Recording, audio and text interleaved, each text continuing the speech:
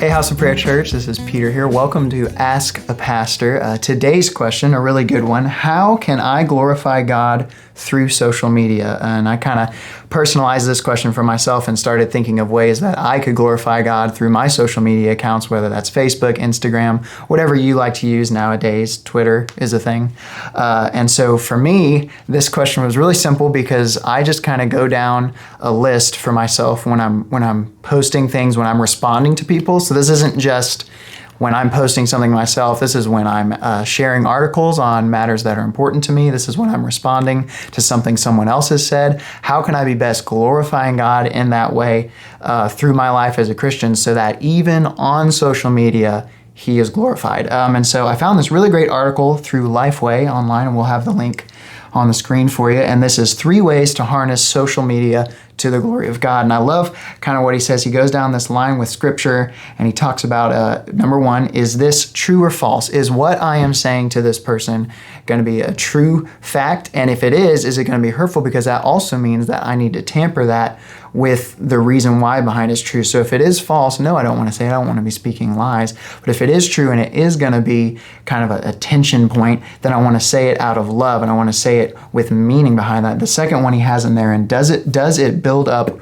or tear it down? So is this going to decrease that person's worth and value? Are they going to feel less because, oh, you were thinking so wrong, how could you? I'm going to prove you wrong in this online battle through comments that we're both using the proper exclamation for, hopefully. No, we don't want to get into that either, because the goal here is to glorify God through what I'm doing outside of them actually interacting with me, but also interacting with me virtually.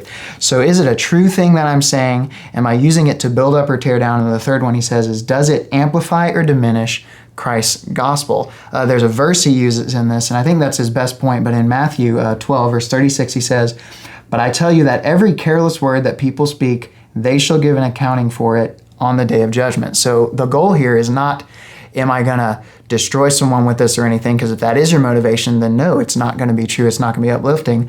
But is it a careless word? Is it going to diminish Christ's gospel and what he's doing, not just in what he could do for that person's life, but also what he's doing in my life? Because if I lash out at someone, it doesn't look like he's done anything in my life, whether it's on social media or not.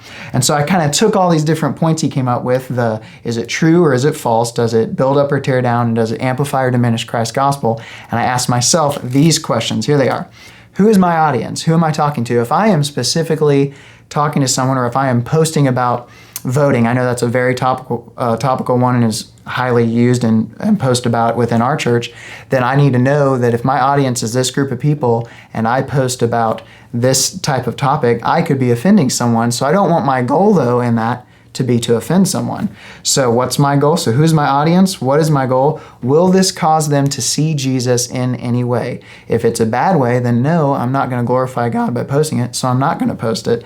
If it's a good thing and it's going to bring truth and bring just an adornment to who Christ is through that, which is hard to do when talking about politics, but it is possible. If it's going to do that, then yeah, I can do that. And the last thing I always ask myself, this is probably the best thing you can possibly ask yourself before posting or commenting anything on social media is, am I doing this for the right reason?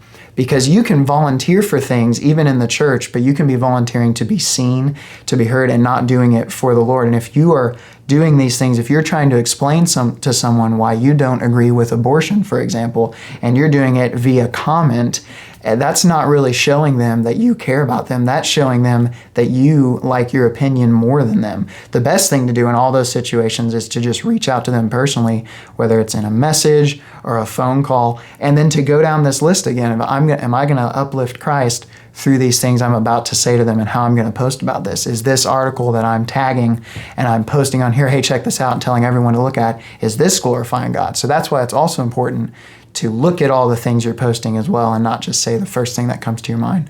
And I'm a little more nitpicky than most people. I very rarely post because I don't like my name to be trashing other things that I just don't know a lot about. But anyways, this is just a good list to go down. We'll have the link for you guys down low for this article. Also, you can, if you have any other questions for us, you can click the link below, or you can check out our bio on Instagram. Thank you for tuning in this week.